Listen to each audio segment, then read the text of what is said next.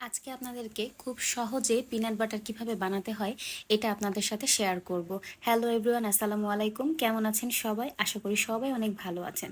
তো আমি peanut butter বানানোর জন্য শুরুতেই এখানে বাদাম নিয়ে নিয়েছি, কাঁচা বাদাম। আর এখানে আধা কেজির বেশি আছে, মানে প্রায় 1 কেজির মতো আছে, যেহেতু আমার বাসায় 1 কেজি কেনা ছিল, ওখান থেকে কিছুটা খেয়েছিলাম।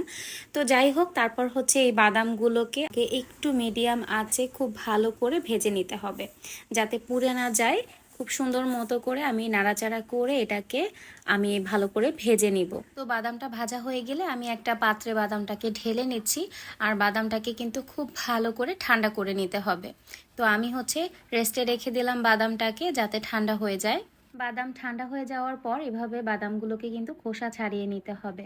আর হচ্ছে খোসা সহ থাকলে একটু লালচে লালচে হবে, এর জন্য খোসাগুলোকে খুব ভালো মতো আমি ডলে এইভাবে ক্লিন করে নিচ্ছি। আপনারা চাইলে একবারে অনেকগুলো নিয়েও কিন্তু ডলে ক্লিন করে নিতে পারেন। তো আমি হচ্ছে এভাবে বাদামগুলোকে ক্লিন করে নিচ্ছি। আর ঠান্ডা হয়ে গেলে কিন্তু বাদামগুলোর খোসা ছাড়ানো খুব সহজ হয়ে যায়। এখন হচ্ছে একটা ব্লেন্ডার জারের মধ্যে বাদামগুলোকে দিয়ে দিচ্ছি, আর এটাকে খুব ভালো করে আমি ব্লেন্ড করব।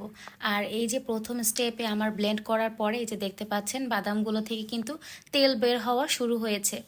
আর এটাকে মূলত একটু নেড়ে নেড়ে দিতে হবে, যেহেতু বাদাম টাইট হয়ে যায়।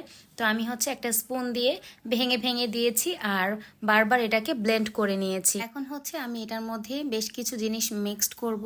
আমি হচ্ছে স্বাদের জন্য একটু লবণ আর মধু দিয়ে দিচ্ছি, চাইলে চিনিও দেওয়া যেতে পারে। আর এখানে দিয়ে দিচ্ছি বাটার। আর এখানে কিন্তু তেলও ব্যবহার করা যেতে পারে, কিন্তু আমি বাটার দিচ্ছি, যেহেতু আমি আমার ছেলের জন্য বানাচ্ছি আর মাঝে মাঝে আমি নিজেও খাবো, এর জন্য মধু ইউজ করেছি। চাইলে চিনি ইউজ করা যাবে। তারপরে এই সকল জিনিসপত্র দিয়ে আমি একবারে ব্লেন্ড করে এর মধ্যে একটু ভ্যানিলা এসেন্স দিয়ে নিচ্ছি। আর তারপর হচ্ছে আমি লাস্ট ফিনিশিংটা আপনাদের সাথে শেয়ার করছি। এই যে আমি এখন ঢাকনাটা খুললাম। আমারটা একটু এই যে এখন দানা দানা দেখা যাচ্ছে, কেন জানেন? এটা কিন্তু একেবারে মিহি হয়ে গিয়েছে। কিন্তু এরকম দেখতে পাওয়ার কারণ হচ্ছে আমি বাটার ইউজ করেছি। তেল দিয়ে করলে কিন্তু একেবারে লিকুইড হবে। তো সমস্যা নেই, আমি আমার ছেলে যেহেতু আমরা নিজেরাই খাবো, এর জন্য এই যে আমি একটু চেক করে দেখাচ্ছি, একেবারে বাটারের মতো কিন্তু মিক্সড হয়ে গিয়েছে, কিন্তু এটা লিকুইড হয়নি।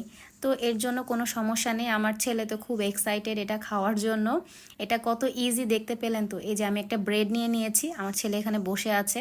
তো আমি এই যে ব্রেডে লাগিয়ে দিচ্ছি, ইজিভাবে লেগে যাচ্ছে, এটা কিন্তু হার্ড হয়নি, কিন্তু দেখতে লাগছে যে একদম শক্ত।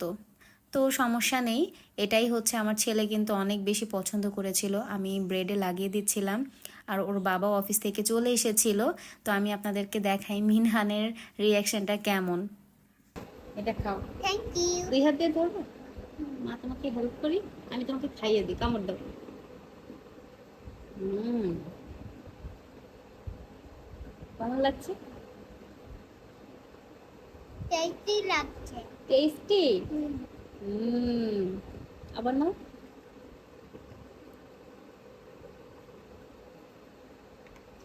অনেক পছন্দ হয়েছে তোমার? সত্যি কথা? মিনহান কিন্তু অনেক বেশি পছন্দ করেছে এইটা। তো বাচ্চাদেরকে একটু চেঞ্জ করে করে খাবার দিলে ওরা বেশি পছন্দ করে। এমনিতে যেহেতু ওরা বাদাম খেতে চায় না, তো হচ্ছে বাদামটাকে যদি এভাবে খাওয়ানো যায় তাহলে কিন্তু বেশ ভালো হয়। তো এর জন্য আমি পিনাট বাটারটা বানিয়েছি, ওকে মাঝে মাঝে এভাবে খাওয়ানো যাবে। আর হচ্ছে বাকি যেই পিনাট বাটারগুলো আমার রয়েছে সেগুলোকে একটা জারে আমি সংরক্ষণ করব। একটা কাচের জার নিয়ে নিয়েছি, প্লাস্টিকের জারে রাখলে গন্ধ হয়ে যাবে, এর জন্য আমি কাচের জারে নিয়ে নিচ্ছি। আর এটাকে তারপর আমি ফ্রিজে সংরক্ষণ করব। 1 জারের মতো হয়েছে এতটুকু বাদাম থেকে। আর হচ্ছে বাজার থেকে কেনাটা কিন্তু অনেক বেশি প্রাইস পড়ে যায়। আর বাসায় করলে কিন্তু আপনি 100 টাকার বাদাম এনে অনেকগুলো পিনাট বাটার বানিয়ে ফেলতে পারেন এভাবে। আজকের ভিডিওটি কেমন লেগেছে অবশ্যই কমেন্ট করে জানাবেন। যদি ভালো লেগে থাকে ভিডিওটি শেয়ার করে পাশেই থাকবেন। আল্লাহ হাফেজ।